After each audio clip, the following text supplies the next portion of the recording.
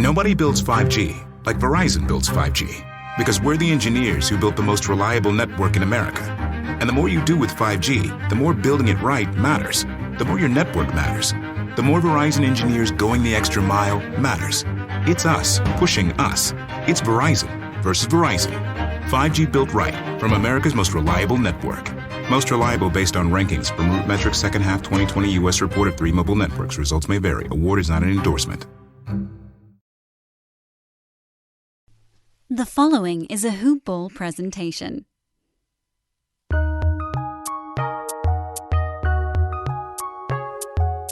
Welcome to the Fantasy NBA Today podcast.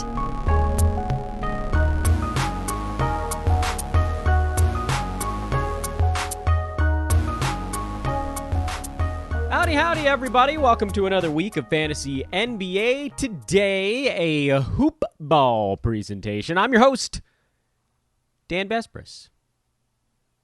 That was a pause for dramatic effect. You can follow me on Twitter at Dan Besbris. You know how the drill goes at this point. DANBESBRIS. Hoopball is hoop-ball.com or Hoopball Tweets on social media. Hoopball Tweets. Hoopball Fantasy still exists. It's not going anywhere, but I just figure it's the off season, so this is your opportunity to get to know all the other stuff that's going on over at Hoopball. I want to start today's podcast on a very different note. It's a recruiting call, but it's not your typical recruiting call.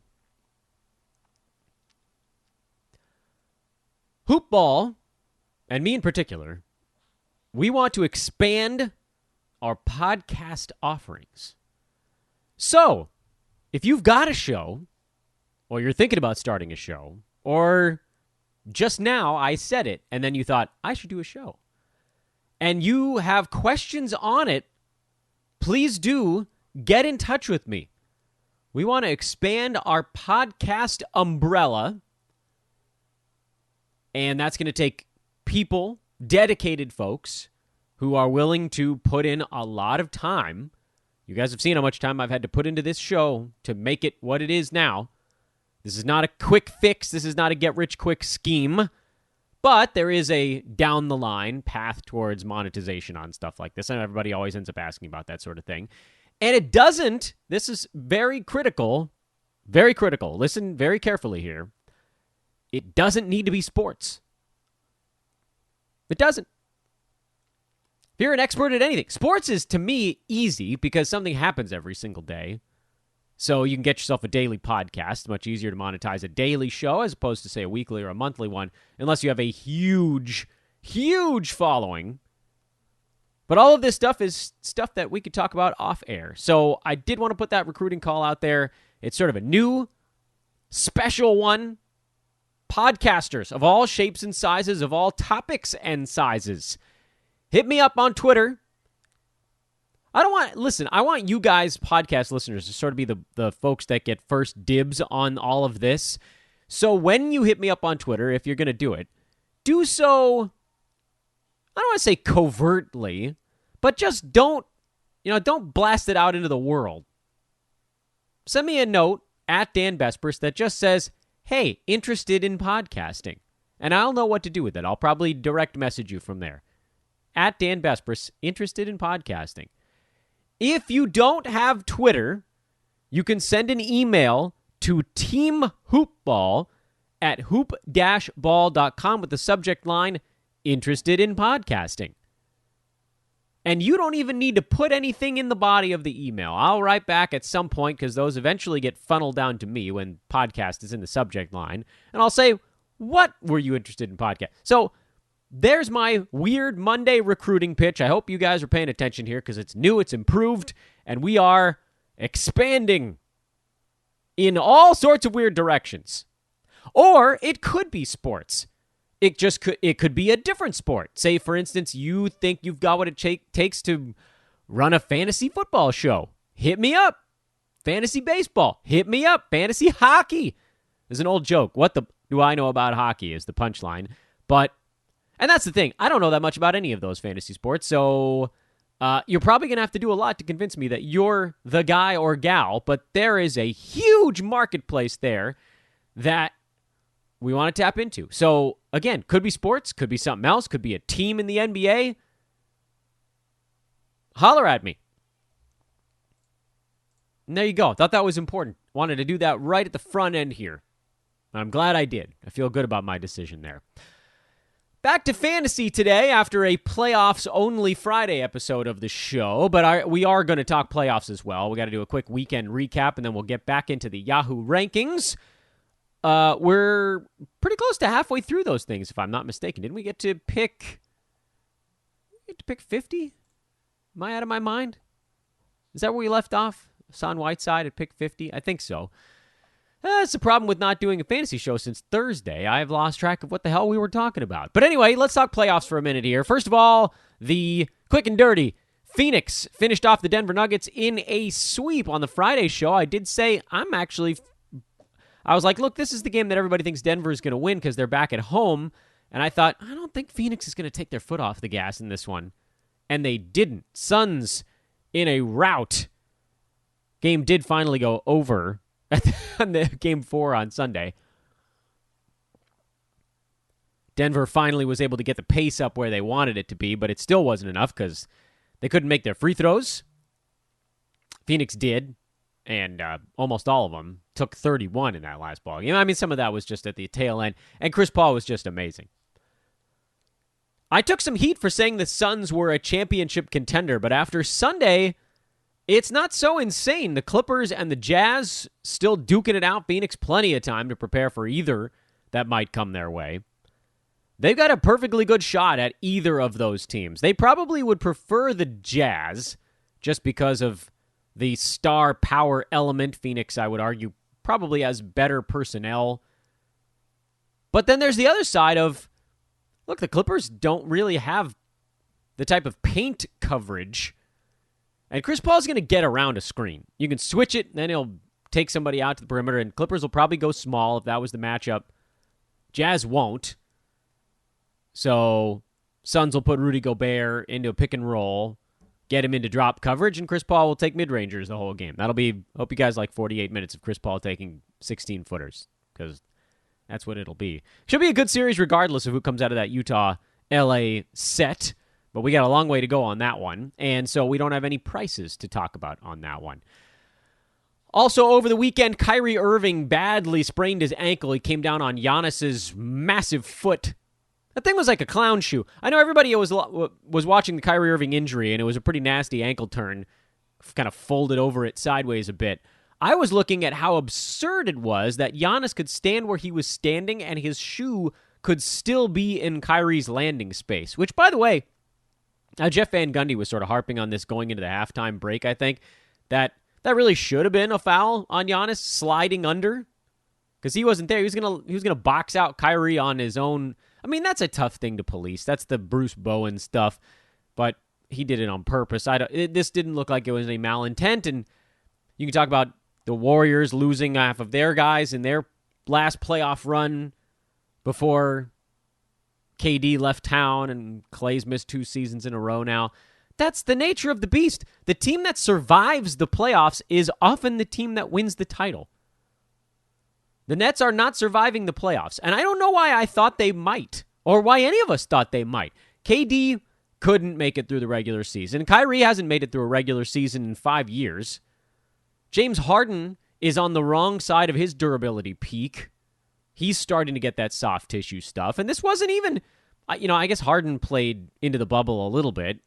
Not that deep, though. Got trounced by the Lakers in the second round. I mean, that's something. I guess you could blame a little bit on that. But the thing is, Brooklyn got 2 of the most transcendent offensive players in the NBA, and KD's also quite good on defense. But they're also 2 of the most injured, lately at least, on the Durant front, guys in the NBA. Certainly some of the 2 most injured superstars. So there was always going to be an element of luck. Could Brooklyn get through the playoffs without somebody getting hurt? And now 2 of their 3 stars are down. Milwaukee's tied the series up by finally hitting some 3-pointers in that last ball game. And they can just unleash everything they've got on Kevin Durant going forward. They're going to make him a volume scorer. They're going to take other guys and say, look, all right, so this game going back to Brooklyn, you're going to get better performances from the role players, guys like Jeff Green, Joe Harris. Those guys will be better at home than they are on the road. But Milwaukee doesn't have nearly as much to game plan for. Once Harden went down, I thought Milwaukee was going to win the series, and then they looked ugly even with no Harden in there. Milwaukee just couldn't get decent looks on offense. And they settled into some of that bad stuff in the second half of that game yesterday anyway, which was Giannis trying to do too much. Milwaukee's best offense is Giannis as the screener and roll man, because defenses don't care about him shooting. He's going to keep chucking every once in a while, try to prove that they have to guard him out there. But you saw what they were doing.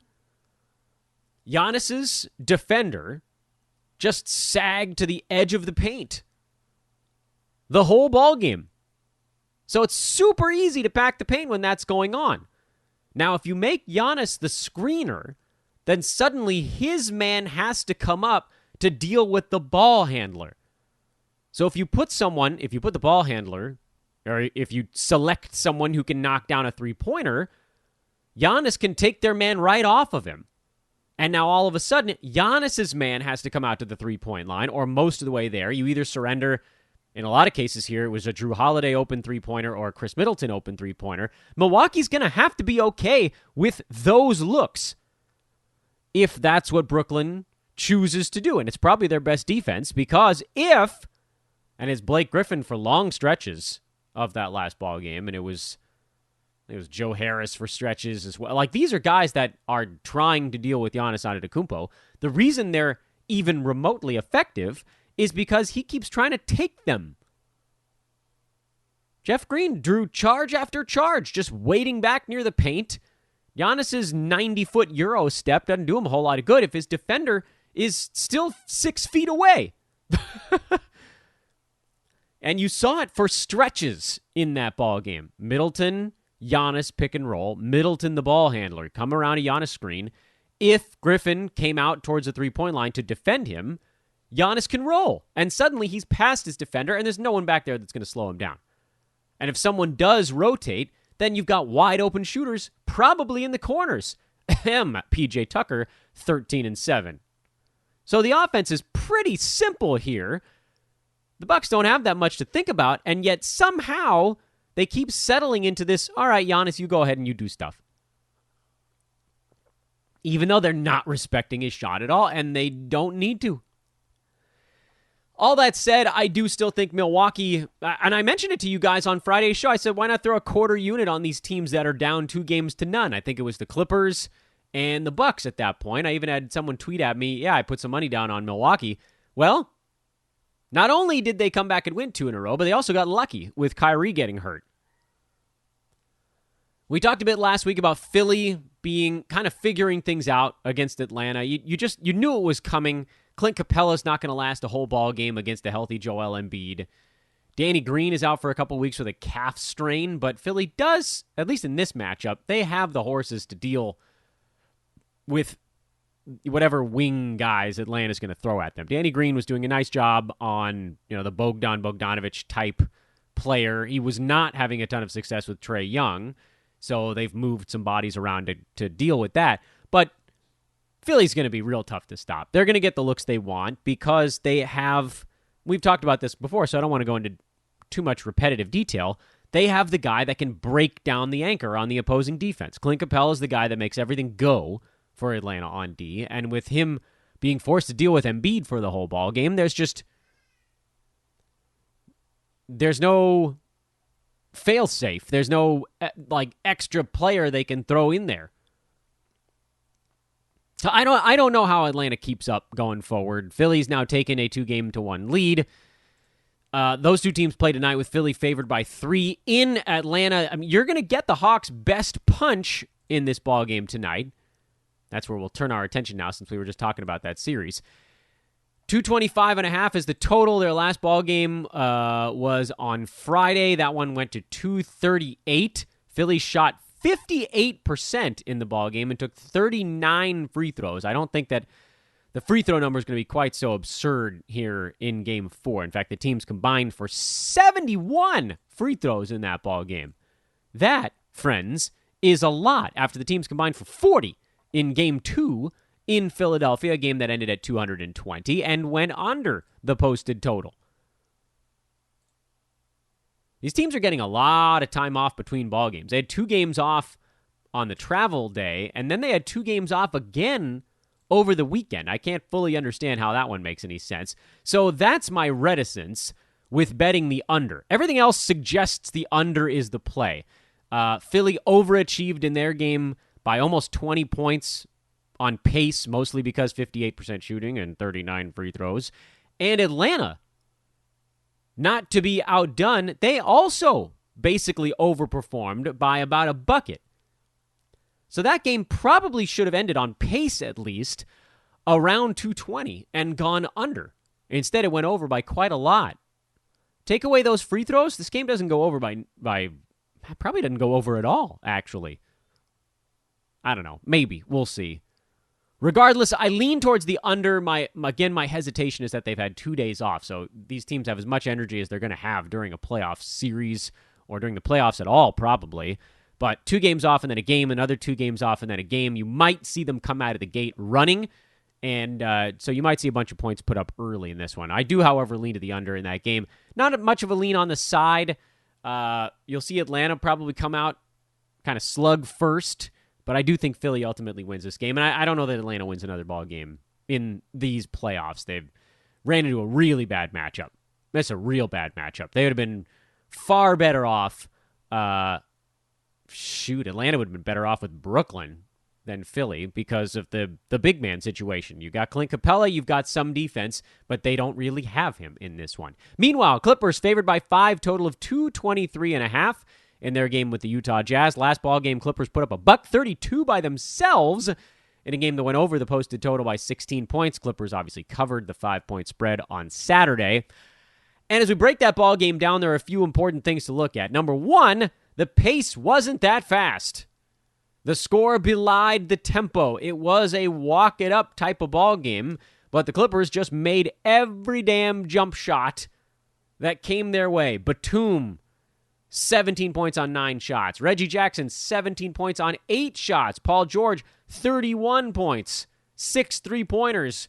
Kawhi, 34, 12, and 5 on 24 shots himself. Not a ton of free throws, oddly enough, so there is that area for wiggle room.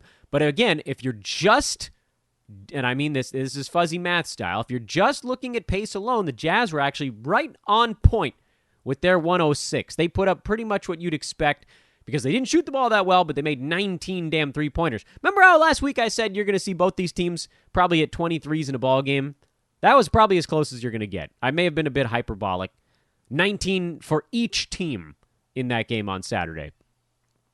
Clippers, not surprisingly, went way over their expected final outcome of this one by about 25, 26 points. 19 threes and 56% shooting will do that for you. So slightly into the under on Clippers Jazz, if only because, I didn't see the type of running that would normally lead to 238 combined points. So slightly into the under in both ball games, not much of a feel on the side, oddly enough, for the 2 games coming up tonight. And we'll talk Milwaukee-Brooklyn a bit more tomorrow, since that's when they play their next ball game. And we already know, by the way, that Kyrie Irving is out for that ball game. So that's already done. Already done, Ski. Reminder, you guys, if you want to get in on the pod game, I'm dropping that a few times here in this show.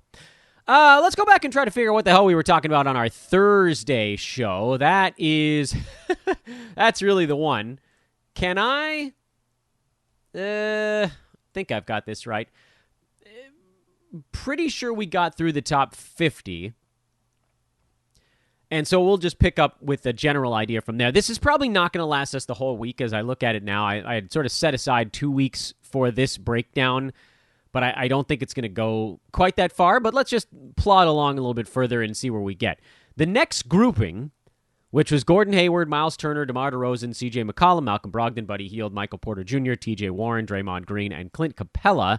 That's 51 through 60 on Yahoo pre-ranks from this year. Oh, quick reminder to those that weren't, maybe some of you were out of town last week, something like that. This is a look at Yahoo's preseason ranks the end of season ranks for those players by totals and on a per game basis, and then what we can potentially learn from it. What you may recall was that the 41 through 50 range was one of the worst fourth round type of predictions that Yahoo's ever given. One of the worst since we've been tracking these numbers. I mean, they were so far off. On a per game basis, missed by 4 rounds. By totals, missed by 8 rounds. Point of comparison, the 41 through 50 range last year was actually not very good either. Will Barton, Gary Harris dragging the numbers down a lot. Sort of 2 years ago. Apologies, not last year. But overall, the one thing that I think we were having a lot of success talking about as we worked through this stuff, because at this point, once you get past 50, I don't think it's that important to look at individual stuff. TJ Warren was a very big albatross in the 51 through 60 range. If you pull him out... Introducing Guinness Nitro Cold Brew Coffee Beer, blending the smooth, creamy nitro taste of Guinness with hints of coffee, chocolate, and caramel. Guinness Nitro Cold Brew Coffee Beer, your new favorite part of the day. Look for it where Guinness is sold. Must be 21 and over to purchase. Please enjoy responsibly. Diageo Beer Company, New York, New York. Which, again, hard to do because we didn't know that he was going to miss the entire season, but we did hear reports that he was dealing with some stuff, quote-unquote, some stuff, coming into the year. So that's a guy that you probably avoid, although then we heard he was going to start the year and play healthy, so that one was a tough one. We fell on that. I fell on TJ Warren in one spot, and I held him for too long. I'm sure you guys did as well. But on a per-game basis, missed by just under 3 rounds, the 51 through 60 range. And if you pulled out TJ Warren, that does drop pretty significantly. The almost by a half, honestly, because it was about 340 combined slots missed divided by 10. That's how we got there. Absolute value. That's what we're working with here. So if you pull out 184 of that 340, you're left with just a shade under $1.60. Divide that by 9. So now you're under 20.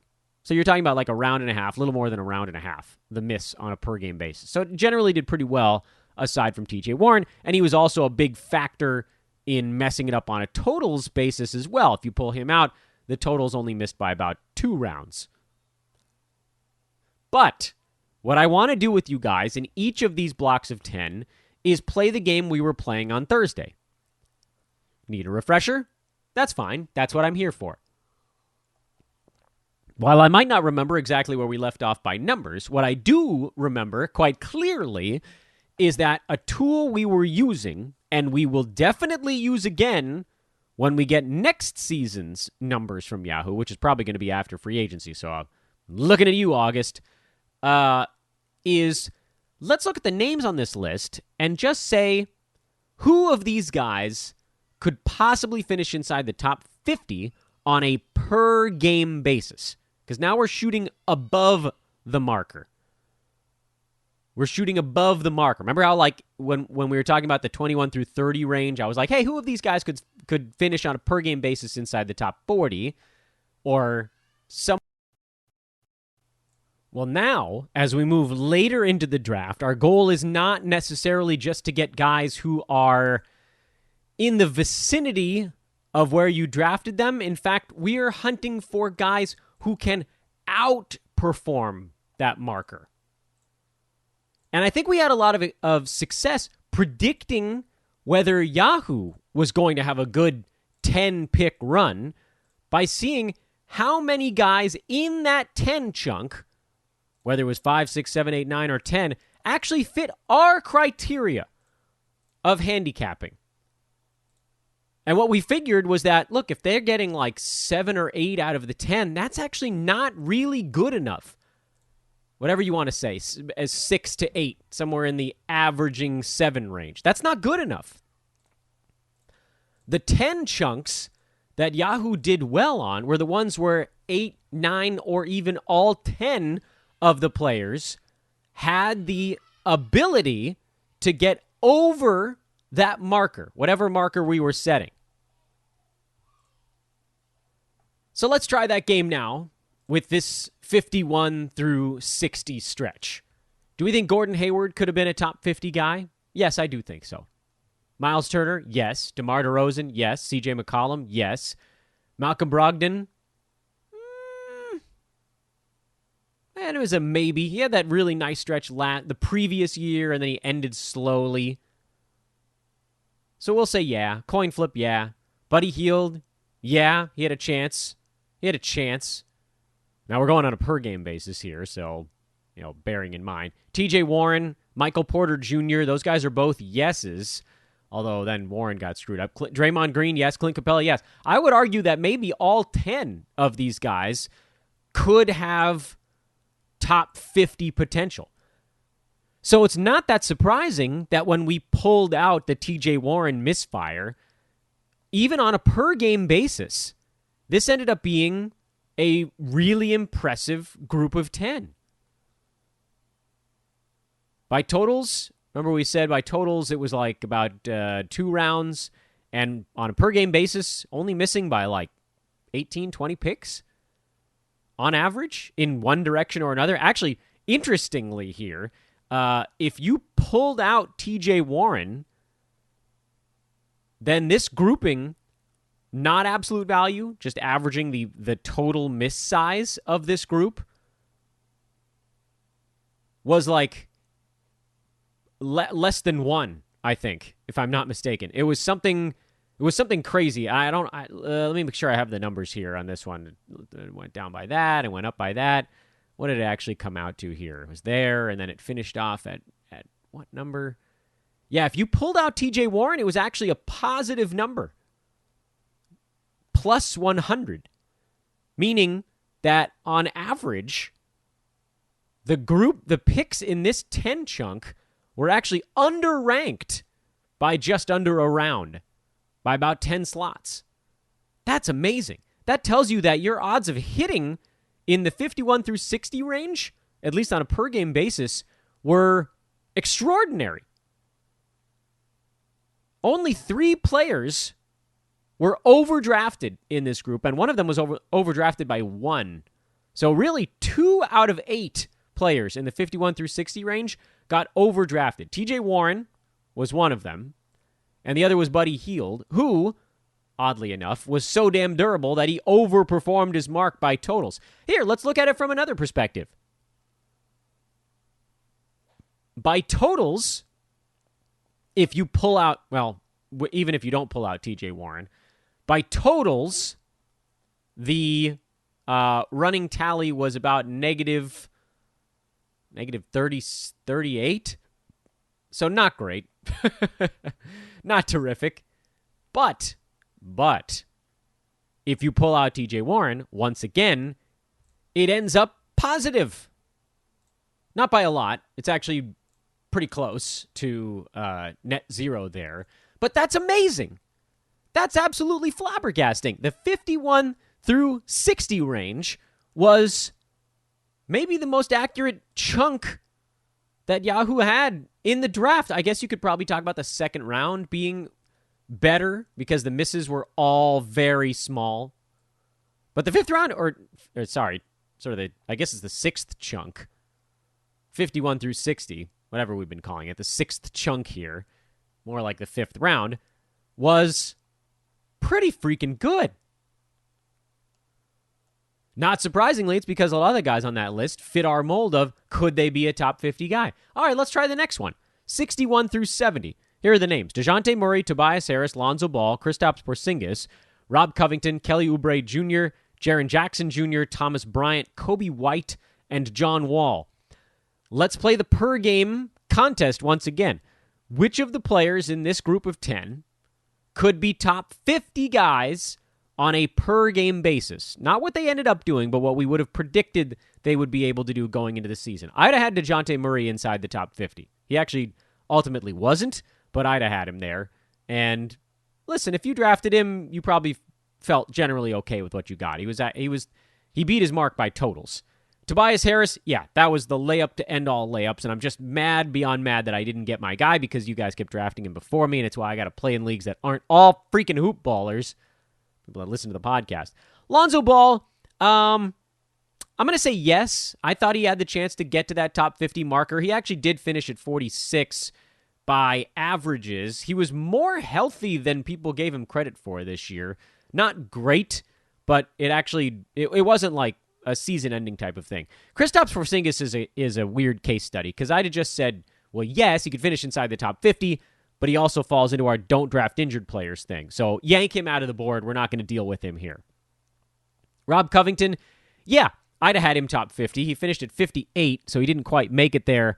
By totals, he was inside the top 50, or excuse me, by averages, he was number 19 by total, so durability was a massive asset there. Kelly Oubre Jr., I wasn't convinced he was a top 50 guy on the Warriors. I thought maybe he was someone that I was looking at. So we'll call it a half credit because I wasn't staunchly opposed to Oubre, but top 50 would have been a bit of a reach. Jaren Jackson Jr. injured to start the year, so just throw him out of our bucket. Thomas Bryant, top 50, probably not. I don't think I quite had him there once they traded for Russell Westbrook. So let's go no on Thomas Bryant. I still liked him. I thought him getting drafted around 70 was a pretty accurate place to get him. And it did look like he was going to settle somewhere in that neck of the woods. I know he finished at 100, but he was trending up as he learned to play with Russ and Beal. But he's a no. Kobe White is a no. His fantasy game isn't close to top 50. And John Wall is a no because in 9 category, even when he was healthy, he wasn't really a top 50 guy lately. So my prediction would be, based on the fact that of those 10 guys, Murray, Harris, Ball, Rocco, and maybe Kelly Oubre, call it 4.5 or maybe 5 out of the 10, I'd say had top 50 potential. And then if you take out the injured guys, then you get sort of a different beast. So this is, by the way, this is going to be tough data to analyze because the injured guys on a per-game basis, JJJ was number 64, so he only missed his ADP by 3 slots on a per game. But by totals, yeah, he missed it by, 300, basically. So we're going to have to look at this 2 different ways. By averages, it didn't look like this round was that much of a disaster. Missed by about 3 rounds on average, with John Wall being a pretty big miss, Kobe White being a pretty big miss, Kelly Oubre being a pretty big miss. Those are the big misses. Then a couple guys sort of on the positive direction. KP was actually a big positive on a per game. Tobias Harris was a pretty big positive on a per game. Thomas Bryant was a medium-sized negative on the per game basis. So it wasn't overwhelming. There were no misses on the per game side of over 100. However, it doesn't tell the whole story because the reason we dodge guys like Jaren Jackson Jr. and Kristaps Porzingis, and those really were kind of the first 2 don't draft injured players names we've looked at so far, is because by totals, things get mucked up real fast. By totals, this group of 10 missed by 8.5 rounds. Yeah, it was real bad. It was real bad. And it didn't start terribly either, because DeJounte Murray by totals only missed by 26, Tobias 41, Lonzo 2. Kristaps Porzingis actually only missed by 23. He wasn't the biggest offender on the total side. Rob Covington missed by 46 in the positive direction. Oubre by 71 negative. JJJ 290, Thomas Bryant 320, John Wall 170, Kobe White 41. So there were big issues in this chunk, and not surprisingly, it wasn't a good one for Yahoo's pre-ranks. Let's see if this path continues to tell the right story for us. 71 through 80, and then we'll probably take a break for the day. I don't know. Hey, hit me up if you want to do a podcast. See that? Snuck it right into the middle there. Eric Bledsoe, Derek White, Lowry Markkanen, Steven Adams, Marcus Smart, Andrew Wiggins, Wendell Carter Jr., Kevin Love, Colin Sexton, and Julius Randle. We probably need to put a new barrier here because of these 10 players, probably only 2 have legitimate top 50 potential this year. Really only 2, I thought, could get inside the top 50. And those players would have been Marcus Smart, would have been my guess for one of them. And then your other one would have been like a half credit on Kevin Love, Colin Sexton, or Julius Randle. But again, talking about this on strictly on a per-game basis. So top 50 isn't really fair. If you were going to grade this bunch on top 50 potential, there's almost none. In fact, I'd argue that the group of 10 from 81 to 90 actually probably has more guys in it that have top 50 potential. So, you know what? Maybe we can stick with it. All right, so let's keep the top 50 barrier up here, or even if we went top 60, that still really only gives you Derek White, probably sneaks into the mix. Derek White, Marcus Smart, Kevin Love, Colin Sexton, Julius Randle. If you went top 60, I think 5 out of the 10 guys probably hit that marker. So would I guess then that this probably wasn't a very good run for Yahoo's pre-ranks? I certainly would guess that. I'd say this is probably one of their worst that we've seen so far. And indeed, this was one of the bad ones. Eric Bledsoe was a huge negative performer. By the way, this one was one also that I think it's important to note was a pretty big negative distance missed. Whereas some of the other ones kind of averaged out a little bit. This is a horrific negative. The last group of 10 was an average miss size of negative 16.5 or an absolute value miss size of 36.5. This group of 10 had an absolute value miss size of 60 and a non-absolute value, an actual total miss size of negative 51.5 per slot. So they were all misses in the wrong direction. Yeesh. Kind of like that brutally awful 41 through 50 range we talked about. That was also a really bad one. Third round wasn't very good either. Okay, so I should also mention to you guys, on a per-game basis at least, this was the worst round that Yahoo had, or worst chunk of 10, 71 through 80. So our game turns out to be quite accurate, and for different reasons for different players. Eric Bledsoe, who somehow was getting overdrafted. Luckily, we ended up dodging him everywhere because he was shooting up the boards. I thought he was going to go around 100, and I was going to say, hell yeah, take him at 100, and that would have been really bad also. Luckily, he started going at 71, and I said, nope, too rich for my blood. I thought he maybe could get into the 70s in a good year. So no. Derek White was one that I liked, except he was hurt to start the year, so we probably ended up leaving him alone, and that was a good idea because by totals, he was a garbage player. Lauri Markkanen, he was someone we thought might have had some bounce-back appeal, but just too many other bodies on that team, so he was not someone we were targeting. Steven Adams was not someone we were targeting because Zion was playing center for the Pelicans quite a lot. Thought there was a chance that Adams could do similar to what he did last year, but even that was asking too much. Marcus Smart I liked. I thought he was going to be a much better play this year. He ended up actually underperforming.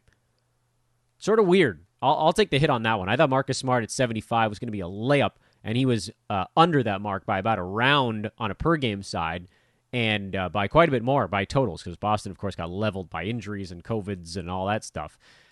Andrew Wiggins turned out to be one of the better picks in this group, mostly because he was super durable and he wasn't that far under his ADP on a per-game basis. Wendell Carter Jr. was a disaster again. There was nothing about his game that said he should go at 77. Kevin Love, that was going to be a big-time dice roll no matter what you did there, because you knew he wasn't going to play enough games to be useful, so it was roto only, and he didn't hit that mark anyway. Colin Sexton ended up being a relatively predictable, reliable back-end type of dude, and then Julius Randle was your one big hit in this one, and I wasn't willing to take the plunge on him anyway. So that round was a mess. Big negative misses because of injury. Derek White sat out a bunch of games. Markkanen missed a bunch of games. Adams actually missed some games, although not as many as other dudes, so we'll leave him out. Wendell Carter Jr. got traded, missed time. Kevin Love missed a ton of time. So 4 injured guys played a role, 2 of whom, well, maybe more like 1. Well, 2. Derek White was hurt to start the year, and we knew Kevin Love was not going to play very many games this season. So 2 of those guys you kind of knew going into it. And then on the average side, we already talked about that. Only 4 or 5 of those 10 guys had any chance of clearing their ADP on a per game basis. So why? The only way, and we talked about this a little bit in the second round and how you almost draft the other way around. In the second round and first round, you're looking for guys that might get anywhere near their ADP on a per game basis, but you want dudes that are playing 90% of their games. In this range, I'm more willing to take a plunge on a guy who might be a little bit dinged up if I think he has big time per game upside. So like Derek White, if he wasn't going in the 70s, if he was going like 100, I'd have said, yeah, go for it.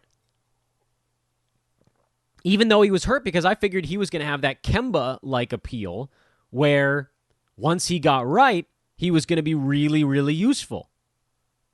But the question was how long. In any event, we're still not drafting injured guys. So nothing we talk about today is going to change that because, look, Kemba Walker on a per-game basis was probably a big win. I think we can call him a big win. He was number 60. He was generally drafted around 100. That's a really big hit on the per-game side, but he basically only played half the games this year, so by totals, he was outside the top 115.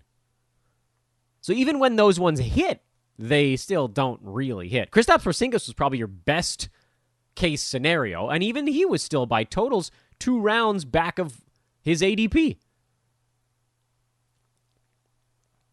I'm excited to do the last 20 and do some summation type stuff over the rest of this week, and we will continue with that conversation tomorrow. Again, folks, if you want to get into the pod universe, hit me at Dan Besbris on Twitter.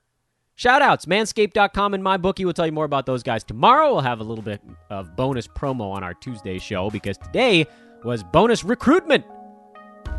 Fantasy NBA Today is Hoop Ball presentation, and it's back at you tomorrow. Enjoy the playoffs. Later.